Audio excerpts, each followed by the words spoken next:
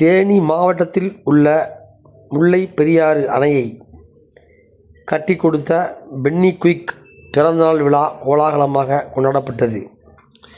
அவரது சிலைக்கு மாலை அணிவித்த முன்னாள் முதல்வர் ஓ. பன்னீர்செல்வம் செய்தியாளர்களுக்கு பேட்டியளித்தார். அந்த காட்சிகளை இப்போது காணலாம்.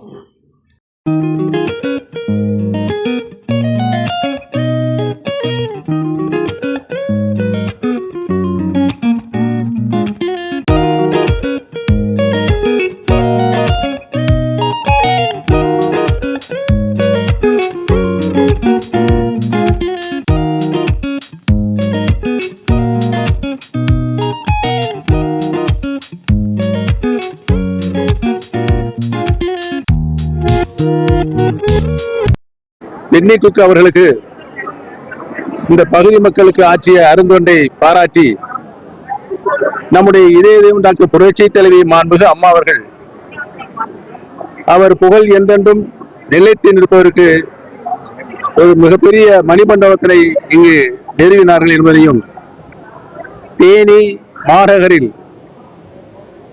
புதிய பஸ் நிலையத்திற்கு பென்னி குயிக் அவருடைய பெயரை சூட்டினார்கள் என்பதையும், இந்த பகுதிக்கே மாண்புமிகு அம்மா அவர்கள் வந்து அவருடைய நினைவை போற்றுகின்ற வகையில் மிகப்பெரிய பிரம்மாண்டமான கூட்டத்தை நடத்தினார்கள் என்பதையும் இந்த நல்ல நேரத்தை தெரிவித்துக் கொள்வதோடு, முல்லை பெரியார்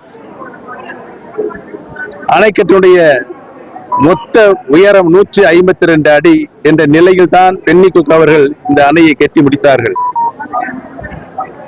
திமுக ஆட்சியில்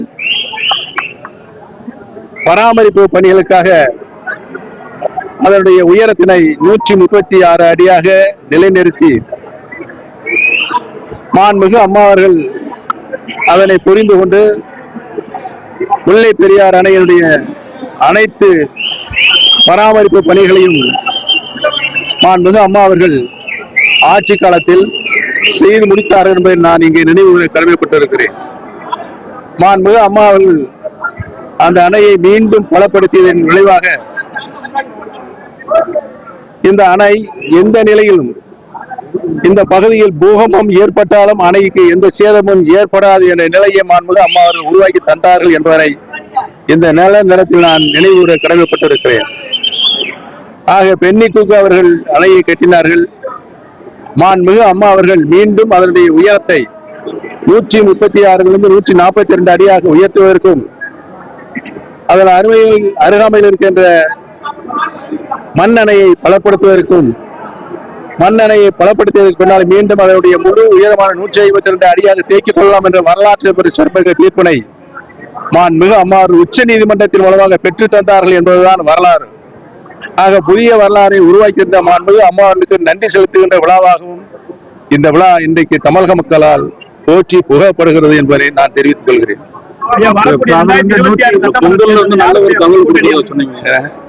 ஐ பிறந்தால்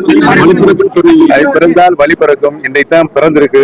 நல்ல வழி பிறக்கும் என்பதை தெரிவித்துக் கொள்கிறேன். இந்த தை மாசம் 30 நாளும் இருக்கிறது. ஏதாவது ஒரு நாளில் நல்ல வரக்கூடிய சட்டமன்ற தேர்தலில் மீண்டும் போட்டியிடுறீங்களா? மக்கள் முடிவு செய்வார்கள். அது